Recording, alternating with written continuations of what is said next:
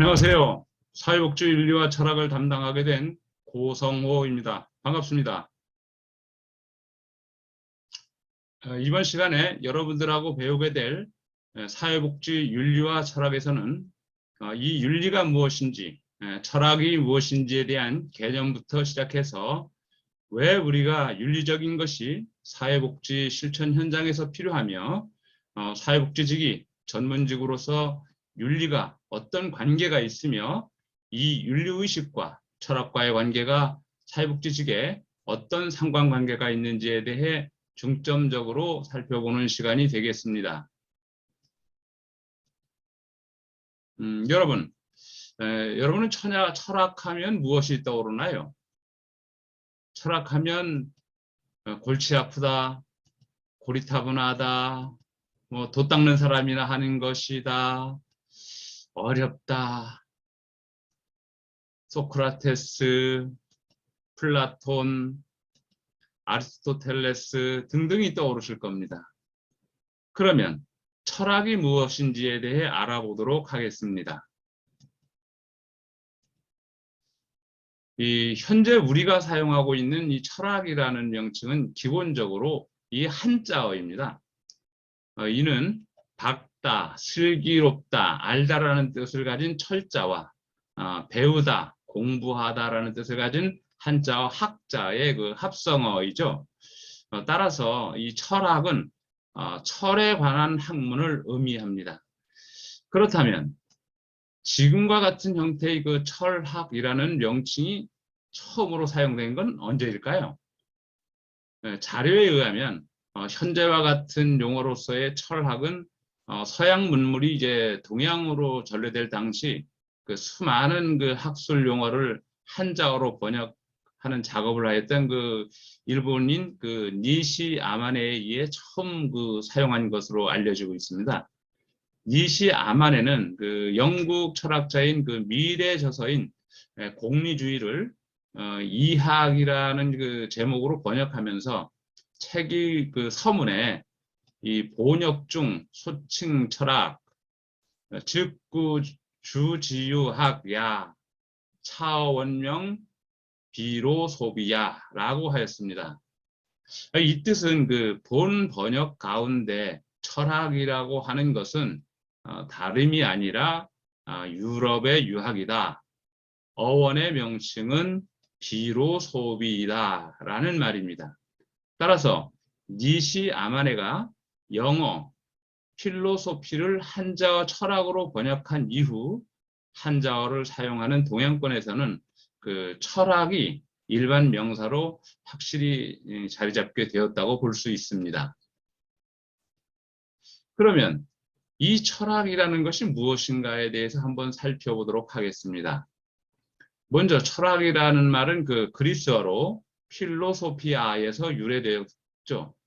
필로는 그 사랑하다, 좋아하다라는 말이고요. 소피아는 그 지혜를 뜻하는 것이죠. 그러면 그 필로소피아라는 것은 쉽게 말해서 지혜를 사랑한다라는 거죠.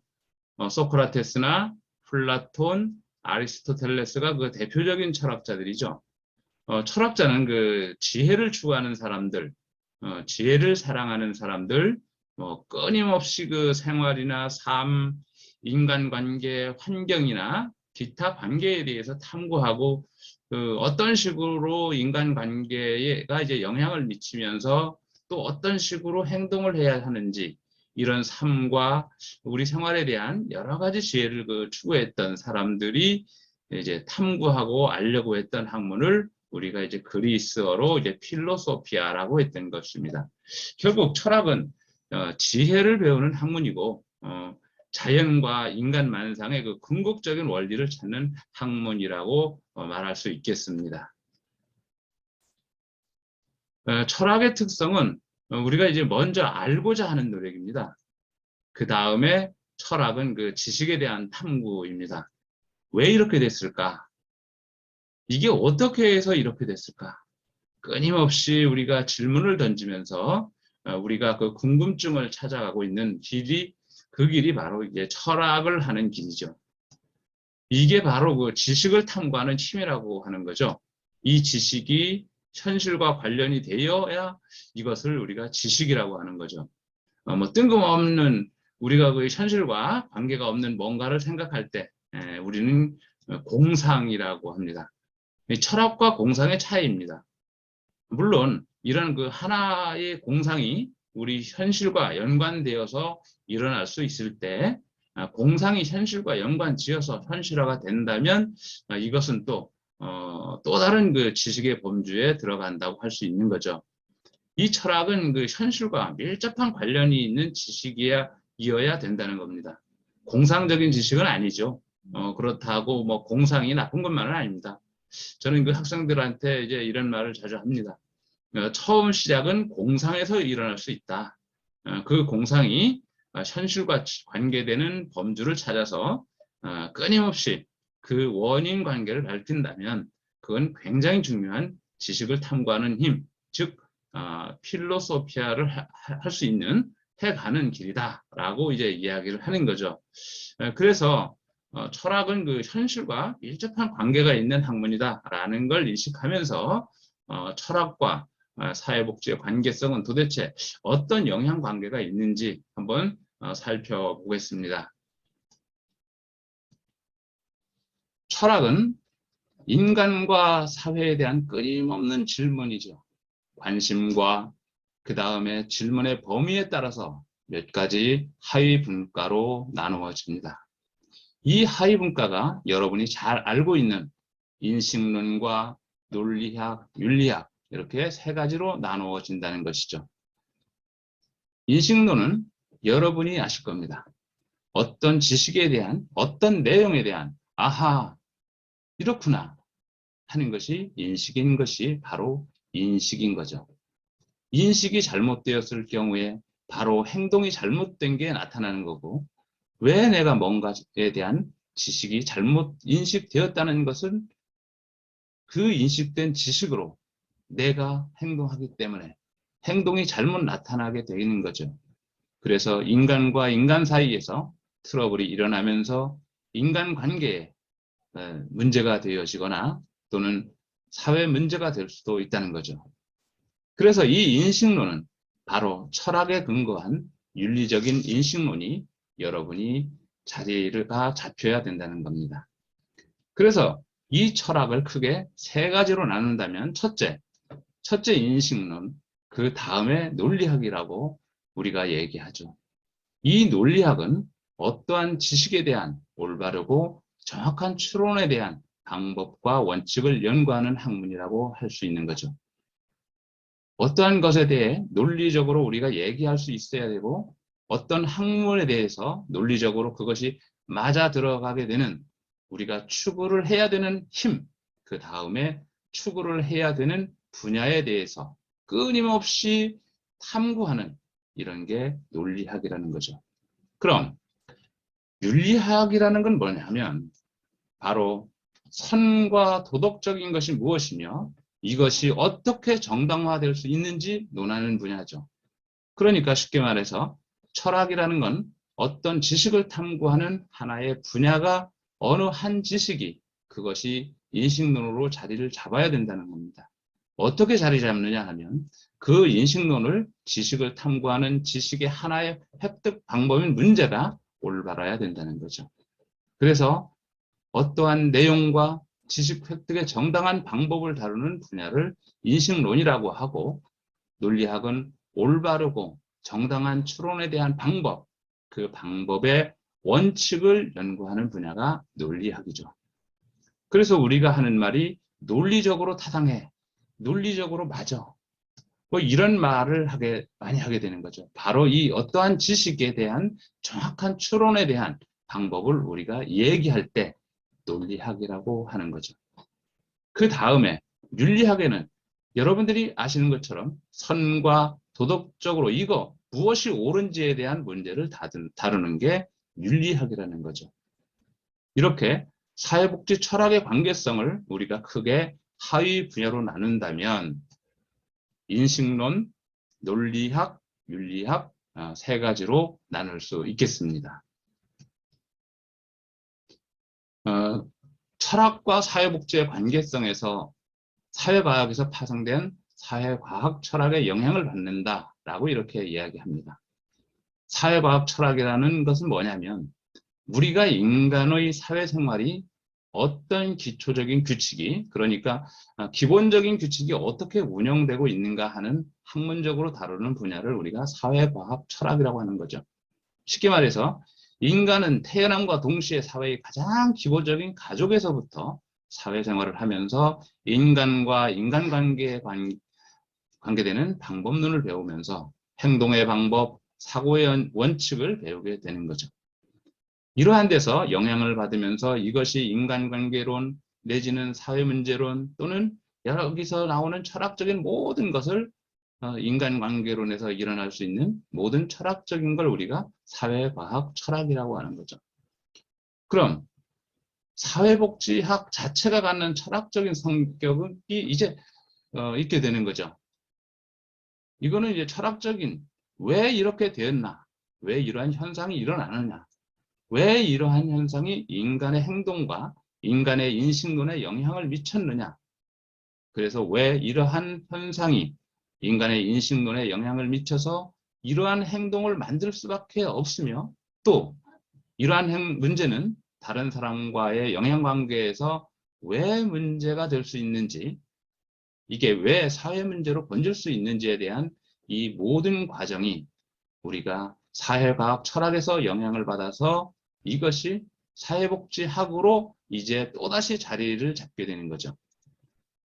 사회복지학 자체가 철학적 성격이 있으면 바로 학문으로서 사회복지학은 왜 존재를 해야 되는지에 대한 질문을 가지게 되는 거죠. 그래서 사회현상과 문제에 대해서 어떻게 접근하는가? 사회복지가 추구하는 것은 무엇인가?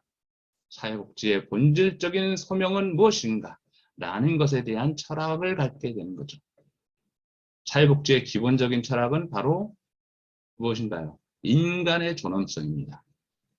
그 다음에 생명 존중, 그 다음에 기본적인 것은 환경과 인간관계에서 인간을 우선시하는 것이 사회복지 철학의 기본 철학이라고 볼 수 있습니다. 이는 인간의 존엄성과 평등 그리고 사회 정의하고도 연관되어 있는 거죠. 이와 같은 게 사회복지 철학의 기본이라고 여러분 아시면 되겠습니다.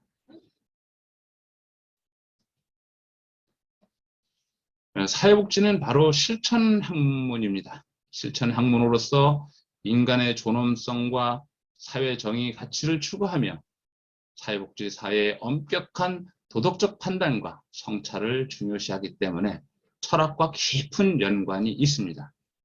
이것이 바로 사회복지 윤리와 철학을 공부하게 되는 바로 핵심적인 목적이 되는 거죠.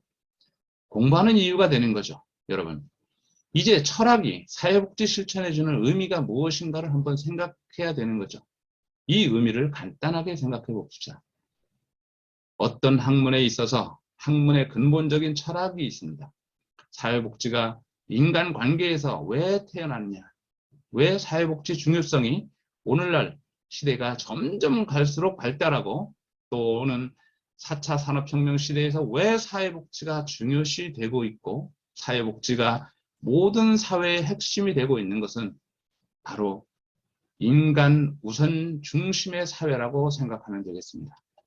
그래서 한 사회에서 인간이 사회 적응의 문제를 겪고 있다는 것은 또는 사회 현상에서 일어나고 있는 급격하게 변화되고 있는 과학 문명 시대에 적응하지 못해서 인간이 사회 문제를 겪고 있는 이 사람들에 대해서는 여러분 어떻게 해야 되겠습니까? 이 사람들은 사회 문제에서 적응하지 못하기 때문에 또는 이 사람들은 현재 병들고 가난하고 현 사회에서 따라가는 데 있어서 문제가 되기 때문에 이 사람들을 버려두고 우리가 가야 되겠습니까? 천만의 말씀이죠. 사회복지의 근본은 바로 인간 존중입니다. 생명을 가진 모든 인간은 이 사회에서 우선시 되어야 된다는 거죠.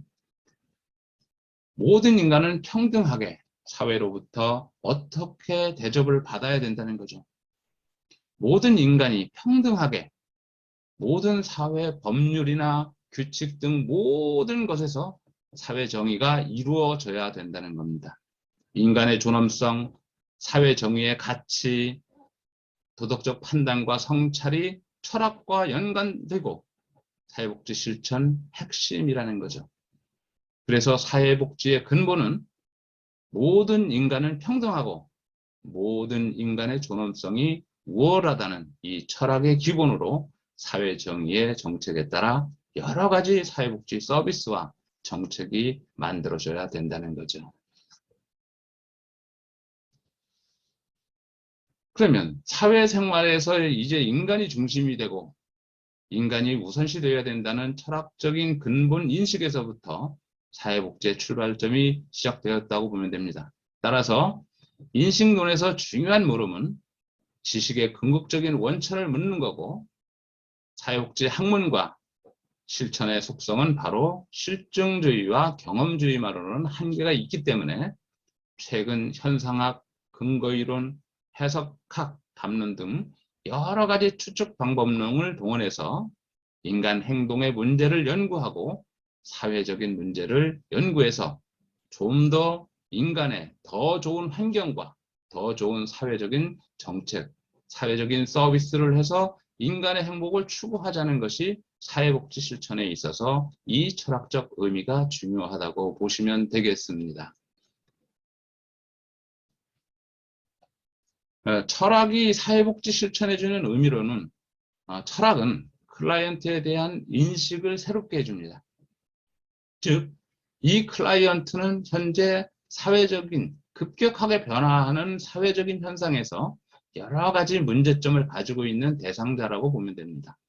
그래서 이 대상자에 대해서 사회적으로 우리가 배제돼야 될 또는 사회적인 현상에 적응하지 못해서 배제돼야 될 그리고 사회적인 현장에서 우리가 세금으로 이 사람을 돌봐야 되기 때문에 이 사람들에 대한 것은 대접받아서는 안 된다. 뭐 이런 인식이 아니라 이 모든 인간은 평등하고 즉 평등한 우리가 인간의 존엄성으로만 인식되어야 되기 때문에 모든 이 클라이언트에 대한 어떤 식으로 이 사람들한테 접근해야 되고 이 클라이언트에 대한 접근 인식론, 접근 자체에 대한 철학을 우리가 주는 게 사회복지 윤리라고 보시면 되겠습니다.